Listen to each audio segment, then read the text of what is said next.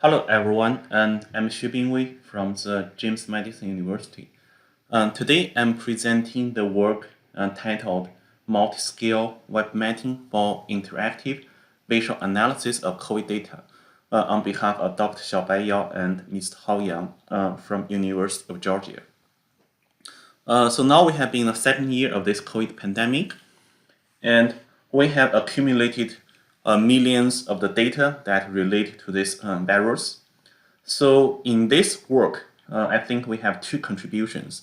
The first is that we have developed a serverless platform that can integrate data from multiple data resources that are related to the COVID pandemic. And then we also provided a dashboard that can support the real-time visual analysis. And such analysis can be done at multiple scales, that is at a different spatial and temporal scale. So first, data integration. So we are using the data from various data resources. Our first data resource is 1.3 acre, which is an NGO that provides the number of the cases and number of the deaths for each single county. They do provide an API where we can collect data on a daily basis. They also update data on a daily basis. The second data resource is the CDC of the United States, where they provide the total number and also the total percentage of the fully vaccinated people at county level. They do also provide the other variables, but in our study, we only selected those two variables. They also provide an API, and they update their data on a daily basis. We also use the mobility data from Google. They have the mobility data in different categories, and in our study, we are interested in the workplace change and also residential change. So basically, those are the percentage of change, see the number of the visits in workplaces, the change of those visits against a baseline they have established before.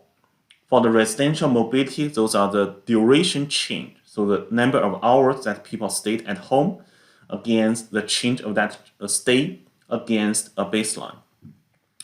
Unfortunately, they don't provide an API, but they do provide a URL that we can download the data, and they update their data on a weekly basis. The last data resource we use is from Census Bureau, where we collected the median household income and also total population. And those data, Census does provide API.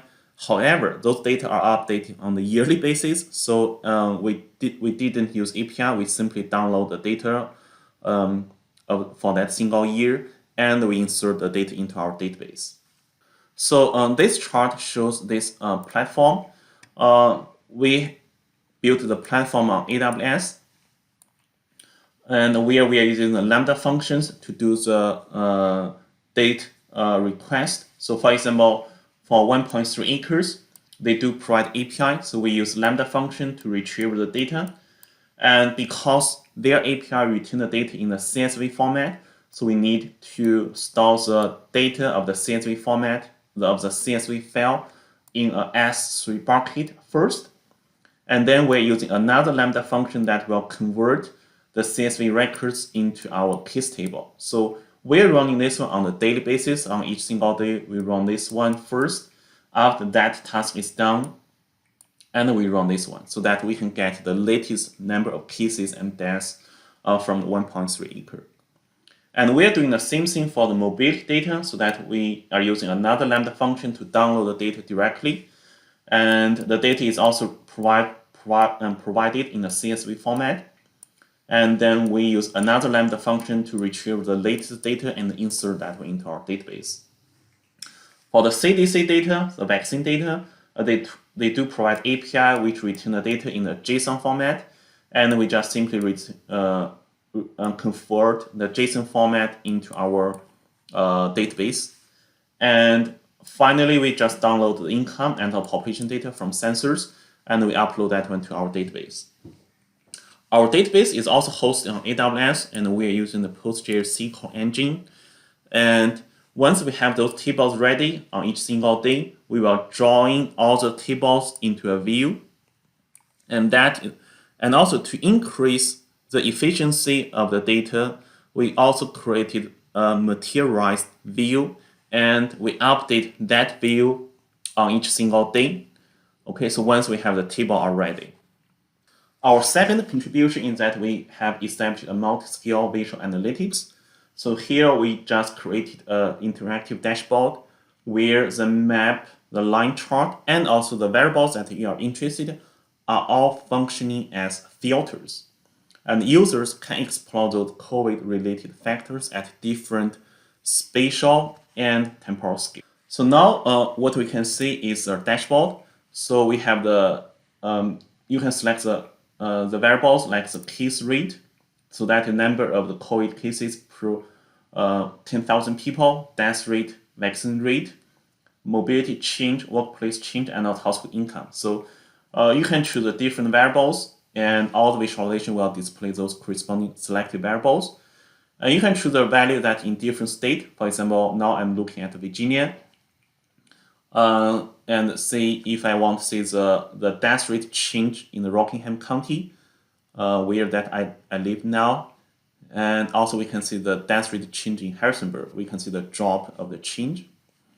We can also see the change over time. So we can say that in February, we do have a very high death rate, that in 2021.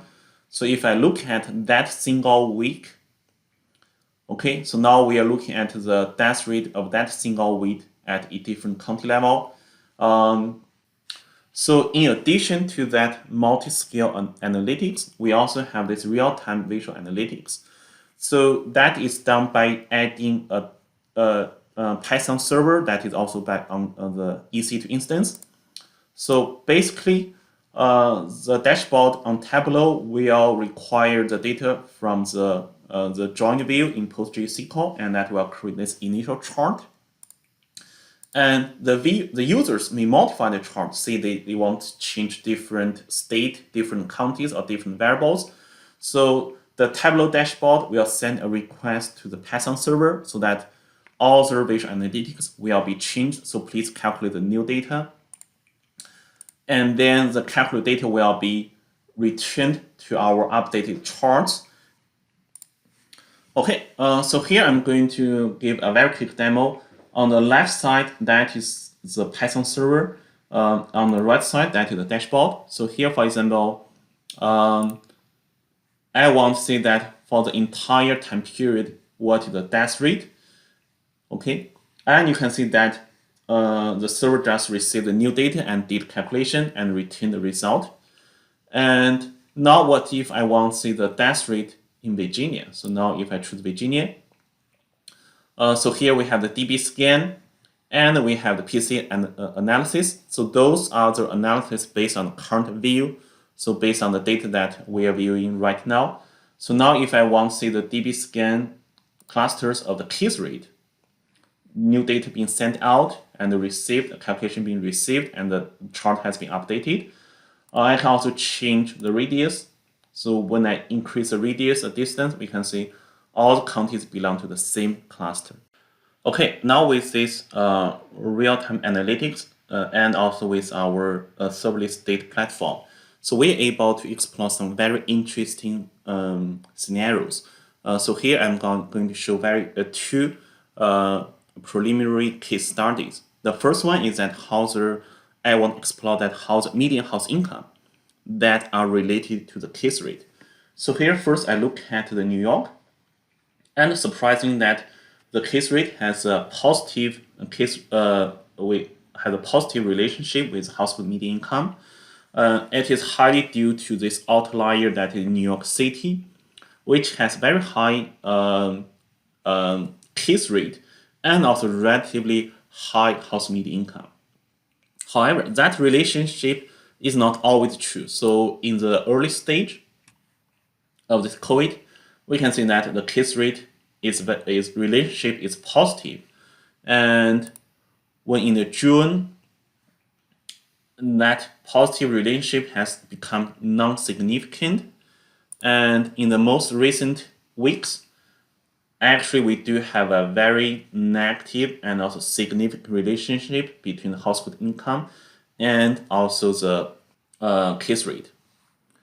Okay, our second case study is that I want to see how the vaccine has played an important role that in the case rate. So here I want to choose the Virginia.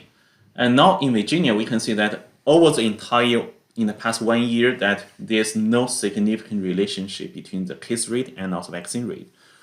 Especially in the first stage, when the vaccine rate is much lower, we can see there's no significant relationship. And Virginia has a very quick jump of the vaccine rate in the later of December. So that is where we can see that relationship actually becomes significant and also negative, which means that high vaccine rate will have relatively lower case rate. We can also see those outliers that in Fairfax, Arlington, where they have a high case rate, lower case rate, and also high vaccine rate. However, the story is totally different in California. So if I switch to California, we can see they always have a high significant relationship, especially that in the later of the November, we can see where the vaccine rate can explain almost 80%, 50% variation of the case rate. And also if I look at the median household income, which can explain almost 20% variation of the case rate if we're using income in the most rate week in California. Okay, so now I'm ready to answer any questions. So here, this is my email. So if you have any questions after this presentation, please feel free to contact me. I also share my URL to my Tableau dashboard, which you can see my previous visualizations, and also I also share some of the source code on my GitHub channel.